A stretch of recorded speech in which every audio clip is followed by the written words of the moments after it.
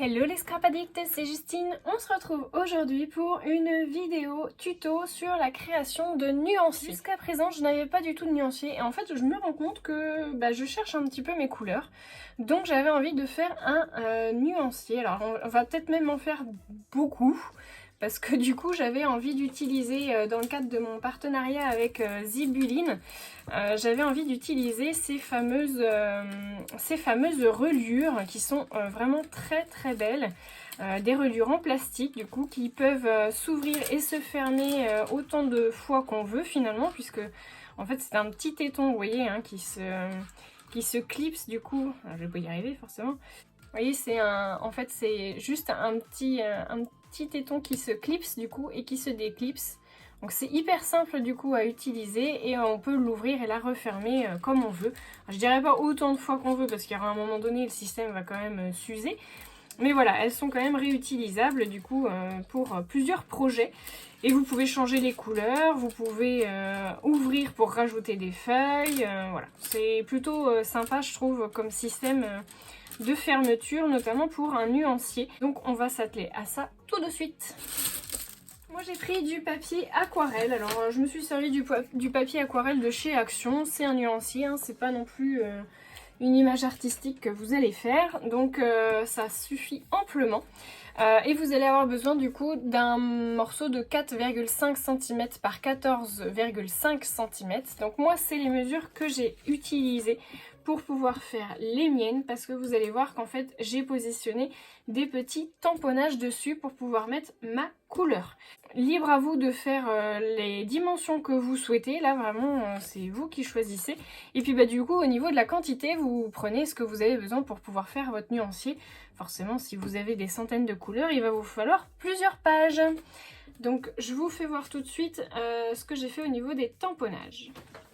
Alors j'ai utilisé du coup la planche de tampon de chez Happy Little Fox. Donc c'est Petit Bonheur du jour, pardon. Et c'est la planche Weekend où vous avez en fait ce petit Polaroid. Alors je suis désolée, ils sont très très sales mes tampons, il faut vraiment que je les lave. Donc ce petit Polaroid là, il fait je trouve pile poil la taille qu'il faut pour pouvoir mettre nos petites couleurs. Donc vous voyez, j'ai fait comme ceci. Donc j'ai tamponné avec de l'encre Memento, hein, toute simple. Faites vos petits tamponnages et puis moi je les ai fait en recto et en verso puisque vous savez ça va venir comme ça. Donc il faut faire juste attention à bien les mettre dans le bon sens pour que vous puissiez du coup avoir la lecture des deux côtés, enfin que ce soit dans le bon sens des deux côtés. Je vais vous montrer ma petite astuce. Donc déjà on va faire l'ensemble de nos tamponnages et on va venir les coloriser. Donc moi je vais faire de l'aquarelle. Voilà, en fait moi j'ai la grosse boîte, enfin une vieille boîte qui doit avoir au moins 15 ans je pense. Ouais, pas loin à mon avis. C'est une boîte de tubes d'aquarelle que j'avais eu chez Lidl. Alors si jamais ils la refont, n'hésitez pas à aller voir chez Lidl si jamais ils en ressortent une. Ça fait des années que j'ai pas vu ce genre de choses, en même temps que j'ai pas forcément cherché. Donc je me suis fait, alors j'en ai une qui est blanche. Donc je me suis fait mon petit nuancier. Donc j'ai commencé par les jaunes. J'ai mis la couleur qui figure finalement sur le tube, hein, comme vous pouvez voir là. Vous voyez.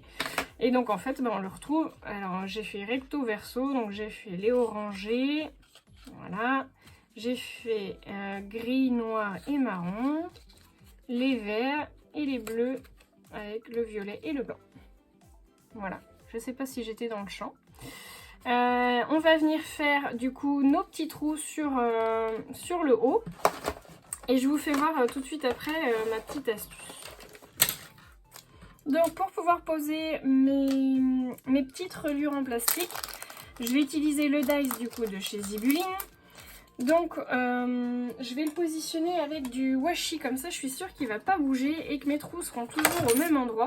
Alors vous voyez que moi j'ai sorti ma grosse machine, la Mademoiselle Toga, mais vous pouvez utiliser une toute petite machine, du coup même la petite Artemio Cut là je crois, la toute petite, ça fonctionnera aussi hein, du coup.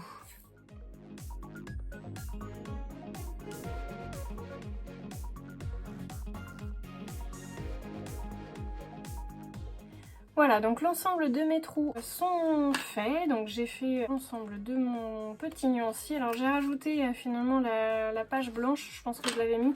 C'était pour pas salir du coup le fond de mon nuancier. Ma petite astuce que je vais vous montrer tout de suite, c'est que j'ai utilisé du rhodoïde. Donc je l'ai coupé aux mêmes dimensions que celui-ci. J'ai utilisé un petit dies carré du coup qui fait pile poil la grandeur de l'intérieur de mon Polaroid, pardon. En fait, vous avez du coup, vous faites les petits trous et puis on va faire en fait, du coup ça va donner ça. Donc vous avez vos 3 petits trous et puis j'ai perforé du coup comme la feuille de papier aquarelle, j'ai fait les mêmes trous, ce qui veut dire que du coup on va pouvoir installer notre petite matrice, notre petit pochoir en fait, pour pas salir le reste de la page quand vous faites votre aquarelle. Du coup, alors pour l'aquarelle là, en l'occurrence ça va pas me servir beaucoup, mais je pense notamment à si vous faites un nuancier pour des tampons encreurs, par exemple de la Distress ou une autre marque, du coup vous avez juste à tamponner, ça va pas déborder en fait finalement sur votre dessin qui sera fait. Donc bon, forcément il faut que ça s'adapte à votre dessin, essayez de trouver dans votre tamponnage, si vous avez par exemple un dies rond, un tamponnage rond pour que ça puisse rentrer du coup pile poil à l'intérieur. Mais je trouve que l'idée est plutôt bonne. Vous allez voir qu'on va faire la reliure et je vais vous montrer du coup ma petite dernière astuce. Hop. Donc je vais choisir, alors j'ai choisi le jaune. Je vais en prendre, du coup, j'ai 5 trous, donc je vais en prendre 5. 1, 2, 3, 4, 5. C'est bien ça. Et je vais venir donc, du coup, couper ma reliure. Alors, elle se coupe tout simplement, pardon, au ciseau, hein, la reliure en plastique. Sur ça, c'est vrai que c'est pratique. Voilà. Et ensuite, du coup, on vient tout simplement l'enfiler à l'intérieur. Hop, hop. Et donc au niveau de mon rhodoïde, je vais venir faire, je vous l'ai déjà montré une fois mais je vous la remontre, je vais venir faire du coup un petit coup de ciseau.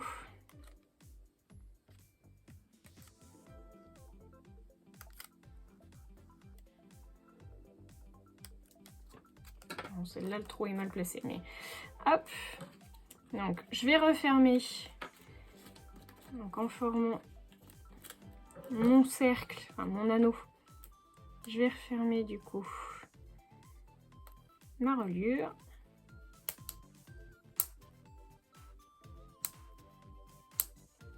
Voilà, et le tour est joué.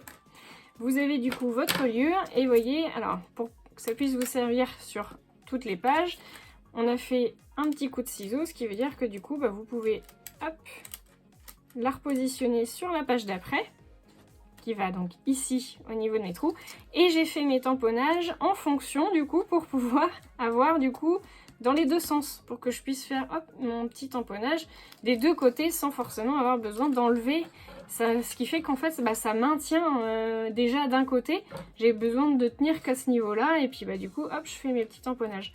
Franchement je suis plutôt contente de ma trouvaille, je trouve que c'est plutôt original et pratique. Et puis voilà, vous pouvez la déplacer autant de fois que vous voulez.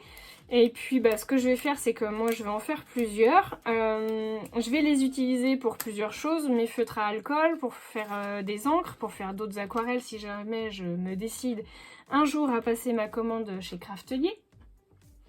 Et puis du coup je vais garder à chaque fois le même format. J'ai même préparé du coup le petit nuancier pour les encres.